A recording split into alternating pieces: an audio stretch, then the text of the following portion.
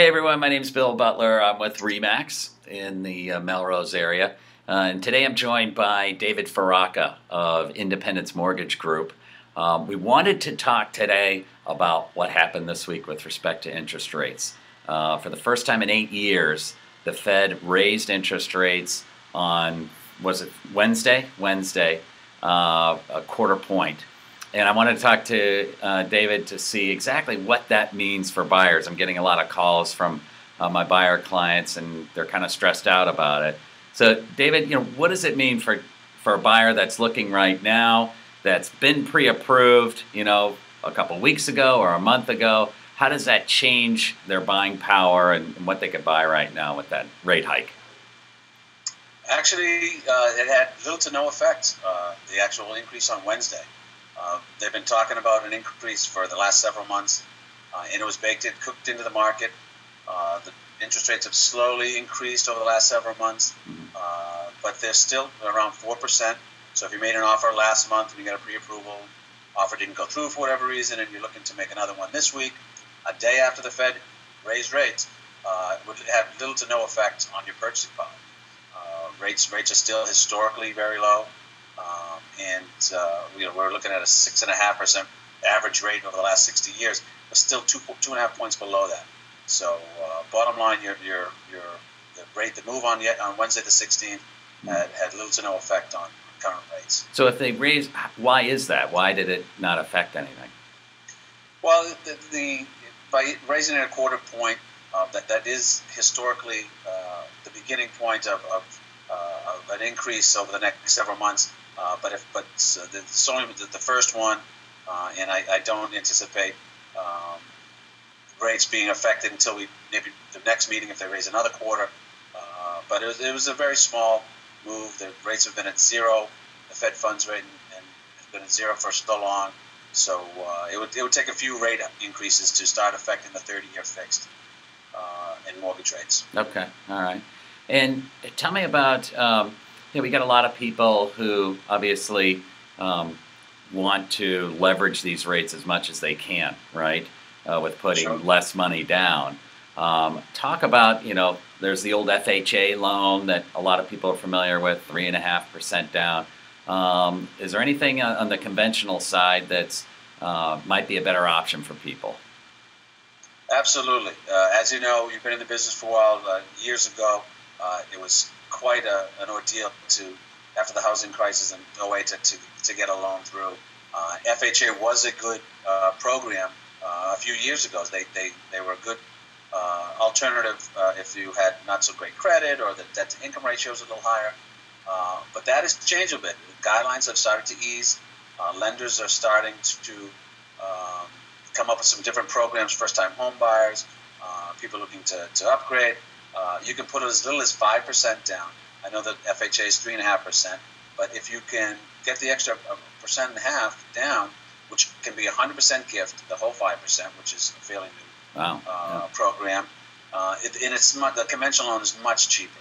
FHA, you're stuck with PMI mortgage insurance for the life of the loan. In a conventional loan, if you put 5% down, and we've had a recent uptick in housing prices, you can get rid of any MI within a few years when you wouldn't be able to do that in FHA. Plus, the guidelines for conventional loans, as I mentioned, have started to ease. They're taking not so great credit scores and higher debt to income ratios. So, if at all possible, I try to guide people away from an FHA loan because it's so expensive. And there's plenty of possibilities with new 5% loans. Even on the jumbo side, they're doing as little as 10% down when lenders were historically only did 20% on the jumbo side. Just to go over again real quick, 417 and below is a conventional, 417 to 523 is a high balance loan, and above that is a jumbo. But all those programs, all those different types of loans have eased up on the guideline front, and it's a good sign. Credit is easing with lenders. That's great. Yeah, it's people are always asking me about, we're kind of thinking about buying, but we just don't want to pay that mortgage insurance. And it sounds like, it's going to be minimized for them if they can come up with at least 5% down. Absolutely, and then I'm glad you mentioned the MI and people hating to pay that mortgage insurance. It's like any type of insurance. People hate to pay it, and it's only good when you need it. But there's another program called LPMI, it's lender paid mortgage insurance. So what the lender would do there is just increase the rate slightly, and you have no mortgage insurance. So say conventional loans at 4%, and then historically you've always put on a mortgage insurance, a monthly payment of $200 or $300 depending on the size of the loan. Lenders, realizing that borrowers hate to pay that monthly mortgage insurance, just increase the rate slightly and have that MI built into the loan. So now you're talking about maybe 4.25% as opposed to 4%, and have no MI. So it's really a great way. They're coming up with a ton of different ways to finance people and get loans done. So that's another program that I like to talk to borrowers about because it makes a ton of sense. Yeah, and you might be able to write more of your loan off, I guess, as a tax write-off. Not potentially. only that, but as opposed to MI, where it's sort of wasted money, it's not going towards principal. It's just right. It's just money until you get 20%.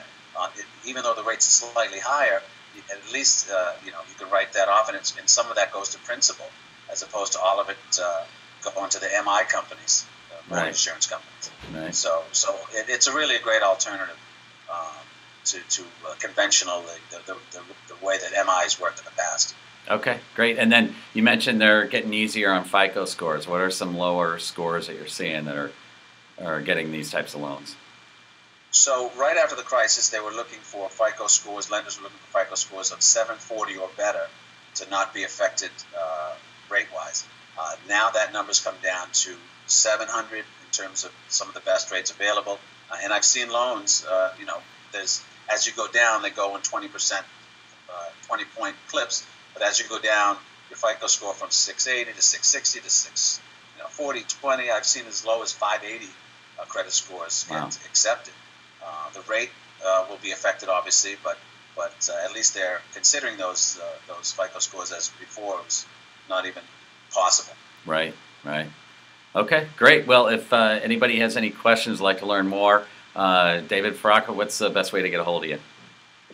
I am, again, David Faraca with Independence Mortgage Group, and my cell phone is 781-258-7319, or you could reach out by email, dfaraca, Faraca, at indmrtg.com.